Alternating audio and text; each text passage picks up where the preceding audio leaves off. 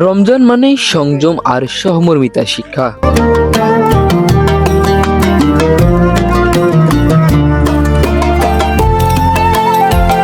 আর সেই শিক্ষার বাস্তব উদাহরণ হয়ে উঠেছে হাইমচর উপজেলার আলগীবাজার কেন্দ্রীয় জামে মসজিদ।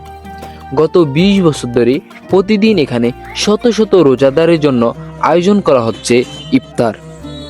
এটা পড়া হয় 20 বছর হয়ে গেছে, এই খেদমত আমরা করতেছি। আমাদের এখানকার যারা লোকাল মুসলি আছে তাদের সাহায্য সহযোগিতার মাধ্যমে খেদমতটা হইতেছে। এখানে মুসলিম সকল শ্রেণী পেশার মানুষই আসে, এখানে কোনো ধনী গরিব কোনো বিচার নেই, সবাই আমরা একত্রে বসে একত্রে ইফতারটা করি।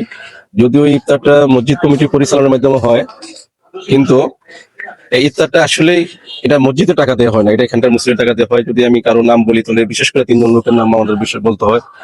যে আমাদের সাবেক চেয়ারম্যান, উপজেলা চেয়ারম্যান জনাব নুর হোসেন পাটোয়ারি, উনি এখানে ভালো একটা অংশগ্রহণ করেন।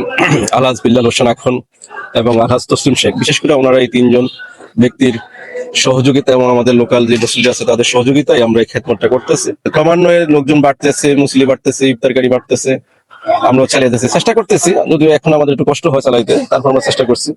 মহান রাব্বুল আলামিনের উপরে আমাদের বিশ্বাস আছে, ইনশাআল্লাহ এই খেদমত আমরা জারি রাখতে পারবো। শরবত, খেজুর, বিভিন্ন ধরনের ফল সহ নানা ইফতার সামগ্রী নিয়ে প্রতিদিন বিকাল হলেই জমে ওঠে মসজিদ মাঠ প্রাঙ্গণ। ধনী গরিবের ভেদাভেদ নেই, এক কাতারে বসে সবাই অপেক্ষা করেন আজানের। মসজিদ কমিটির উদ্যোগে আর স্থানীয়দের সহযোগিতায় টিকে আছে এই আয়োজন। স্বেচ্ছাসেবকদের অক্লান্ত পরিশ্রমেই প্রতিদিন প্রস্তুত হয় শত শত মানুষের ইফতার।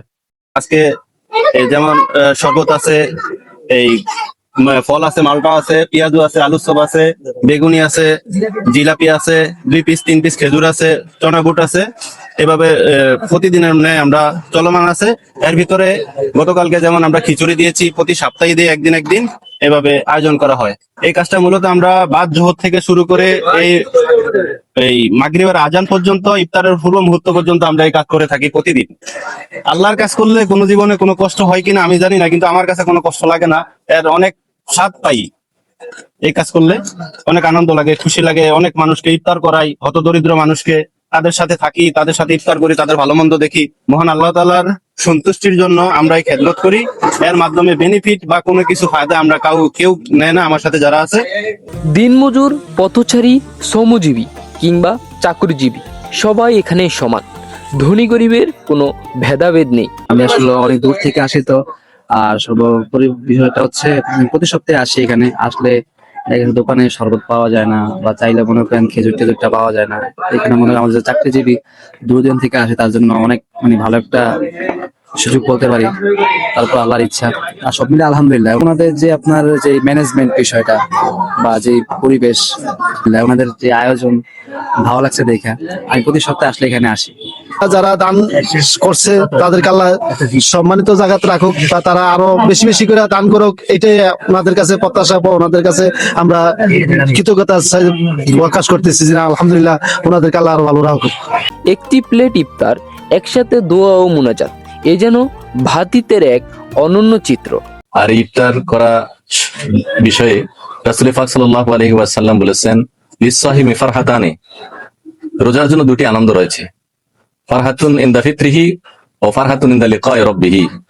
একটা আনন্দ হলো যখন সারাদিন রোজা রাখার পর মুমিন মুসলমান ইফতার সামগ্রী নিয়ে তারা দীর্ঘ সময় উপবাস থাকার পর ইফতার করার জন্য অপেক্ষমান থাকে, অপেক্ষা করে, তখন তাদের কাছে এই মুহূর্তটা অনেক আনন্দের মনে হয়। আর দ্বিতীয় আনন্দটা হচ্ছে এই রোজাদার যখন আল্লাহ রাব্বুল আলামিনের সন্তুষ্টির জন্য সে রোজা রাখে, সারাদিন তার কাছে বিভিন্ন ধরনের খানা থাকা সত্ত্বেও সে ওই খানাগুলো গ্রহণ করে না, শুধু আল্লাহর ভয়েই। আর এর পুরস্কার আল্লাহ রাব্বুল আলামিন কিয়ামতের ময়দানে হাসরের দিনে তাকে দান করবেন, সেখানে সে আল্লাহর দিদার ও মোলাকাত লাভ করবে। যে আমরা এই রোজার মাধ্যমে আমরা এখানে অনেক কিছু আমরা শিক্ষা অর্জন করতে পারি, যে ধনী গরিব, আমির ফকির কারো মাঝে কোনো ভেদাভেদ থাকে না। আমরা এই রোজার মাধ্যমে সেই শিক্ষাটা এখান থেকে আমরা নিতে পারি। দিন শেষে ক্লান্ত শরীর নিয়ে এখানে বসেন অনেকেই।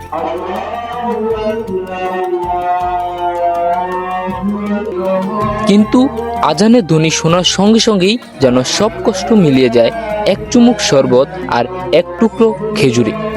জেগে উঠে তৃপ্তির হাসি। প্রতিদিনের আয়োজন শুধু ইফতার নয়, ভ্রাতৃত্বের বন্ধন, মানবিকতার বার্তা। হাইমচরের আলগীবাজার কেন্দ্রীয় জামে মসজিদ দেখিয়ে দিয়েছে একসাথে বসে ইফতার করার মধ্যেই রয়েছে রমজানের আসল সৌন্দর্য। Akhtar Ahmed, the Dhaka news, Haimchar.